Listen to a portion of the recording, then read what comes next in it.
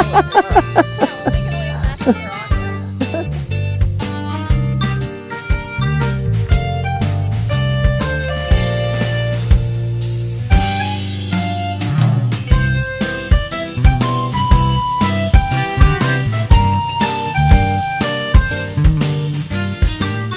everyone, it's Amanda here from the farm. Welcome to week 16 of our summer CSA.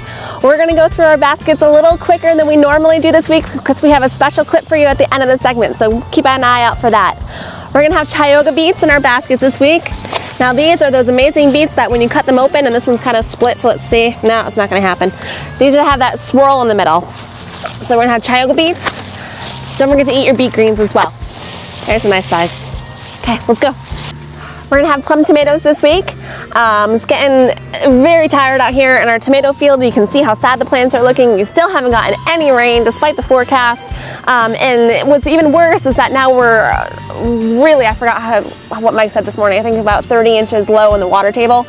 We can't even irrigate anymore. I know people are like, well, why don't you just irrigate? If there's no water, we can't irrigate anything. So that's half the problem that we're having out here this year. Plum tomatoes are a little bit more meatier, great for making sauce. They're also super easy if you just want to freeze them and then use them again later in the winter time. But we're gonna have some plum tomatoes in both of our share for two as well as our family size this week. Our baskets are also going to contain this week eggplant. We still have some corn in the field, so we're having another week of our corn. It should be white corn again. Acorn squash as well as radishes. And this is our second or our third planting of zucchini, and hopefully this will be in our baskets next week.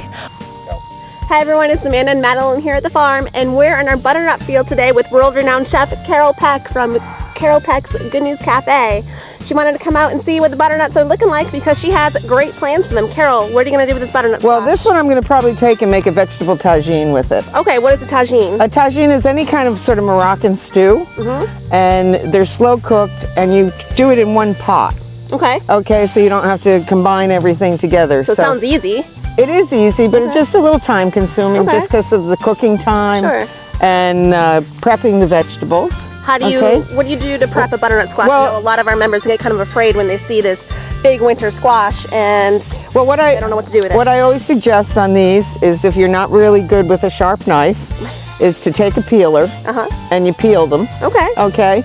And you peel down past the green. You want to get to the orange part of the meat. So sometimes you have to peel them 2 or 3 times.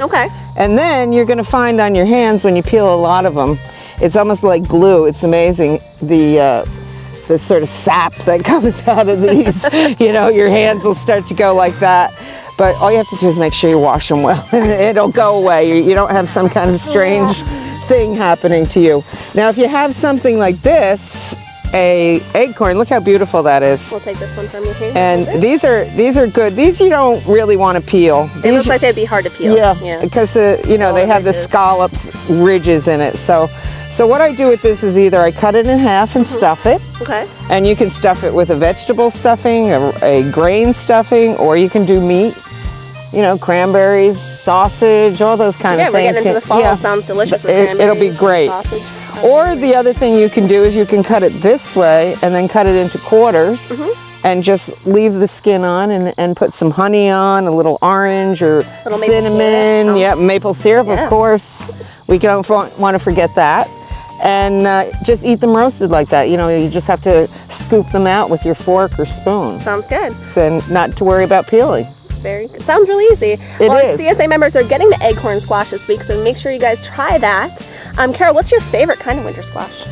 Well, I like one called Potti Marron, which are those fairy pumpkins. Oh. The flat ones that are, I love that one. See, now you're going to confuse a lot of people, though, because a lot of people see a pumpkin and they don't think you can eat that. But you can. But you can. Yeah, you can eat that. Yeah, and especially those flat ones. They have another name sometimes. They call them cheese pumpkins, too. Yeah, a Long Island cheese pumpkin. Exactly. Yeah, and we actually grow that, too, at the farm. You'll see that. And a Cinderella pumpkin is a flat one, That's it. That's it. And they're the meatiest. Really? Yeah, they're amazing how meaty they are. Okay. And I like these. A few years ago I was doing those. I would take and make a dessert out of them by doing a custard inside, like a ginger custard with raisins, and then you bake the whole thing. Well, that sounds delicious. And you just eat out of it like that. You serve right out of the pumpkin. Yeah, That's it's a great fabulous. idea. Yeah. Oh, we're gonna have to try It's that. really nice for the holidays and things like that. You know, because you could put cranberries in there. You could do whatever you want in your custard. Okay. And you bake it in a baking dish, like a cake pan. Usually will fit it so it doesn't fall apart and it just stays together. It's great. I think Madeline's trying to actually eat the butter. Yeah, I think so too. I don't think you can bite that. I don't know if we're going to get through that. Yeah. Well, thank you so much for giving us some tips on how to cook and prepare our squashes. You want to take a quick tour and we'll show you the field absolutely. here? All right, let's go check it out.